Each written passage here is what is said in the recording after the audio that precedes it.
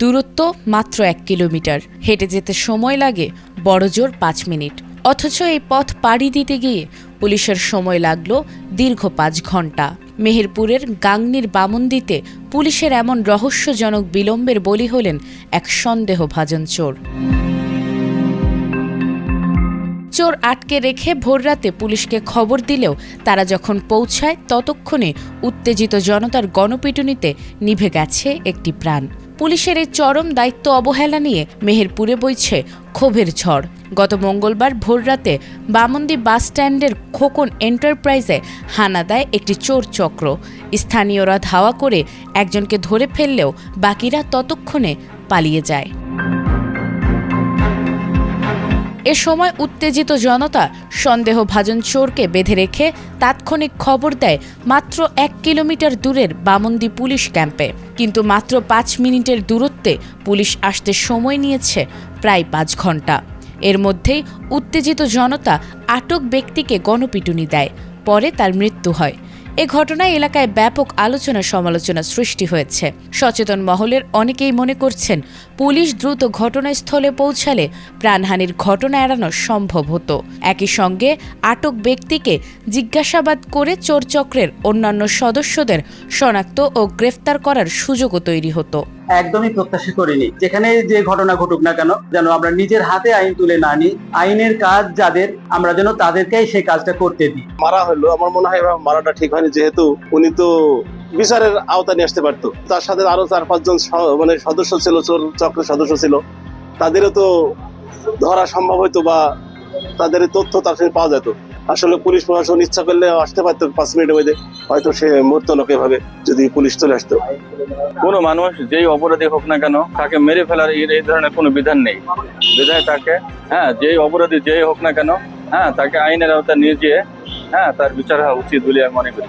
এ ঘটনায় খোকন এন্টারপ্রাইজের মালিকের ছোট ছেলে তুষার জানিয়েছেন, চোরকে আটকের পরপরই পুলিশকে খবর দেয়া হয়েছিল, কিন্তু দীর্ঘ সময় পুলিশ না আসায় পরিস্থিতি নিয়ন্ত্রণের বাইরে চলে যায় এবং জনতার হাতে ওই ব্যক্তি নিহত হন। এই চোরগুলো সবসময় ধরাছোঁয়ার বাইরে থাকছে, যার কারণে মানুষের মাঝে একটা বিক্ষিপ্ত বা ক্ষোভ সৃষ্টি হয়েছে। যখনই শুনছে যে এখানে অমুক গাড়ি চোর ধরা পড়ছে, যারা আসলে এই চোরের দ্বারা যারা ক্ষতিগ্রস্ত হয়েছে তারা সকলেই যেন ওই চোরকে দেখার একটা আগ্রহ প্রকাশ, মানে মানুষ এখন আর যেন প্রশাসনের প্রতি আস্থা রাখতে পারছে না, তারা যেন সব আইন নিজের হাত তুলে নিচ্ছে। তবে এটা নিঃসন্দেহে ভুল সিদ্ধান্ত।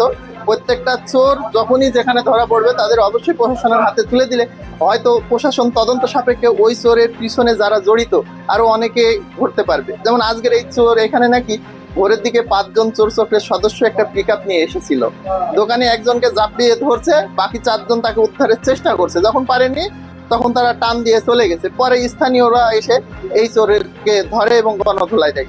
এই যে একটা প্রাণ চলে গেল, সে চোর, সে আইনের মাধ্যমে তার বিচার হতে পারতো, তবে সে মানুষের ক্ষোভের শিকার হয়ে, মবের শিকার হয়ে সে মৃত্যুবরণ করলো। এটা আসলে কারো কাম্য না।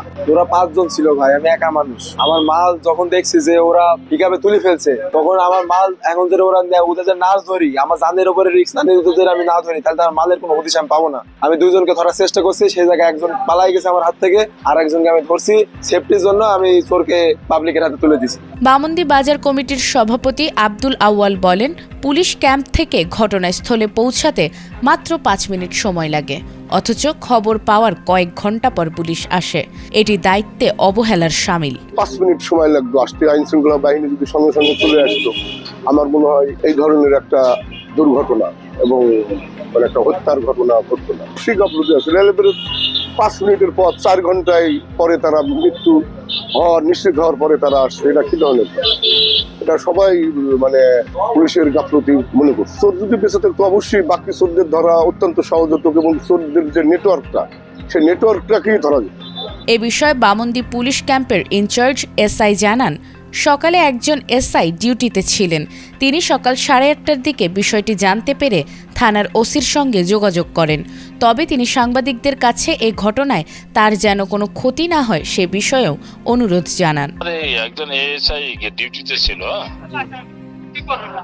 ছিল, আমি 8টার পরে আমার সংবাদ দিচ্ছে, পরবর্তীতে আমি ওসি সাহেবকে জানিয়েছি, তারপরে ওখানে গেছি।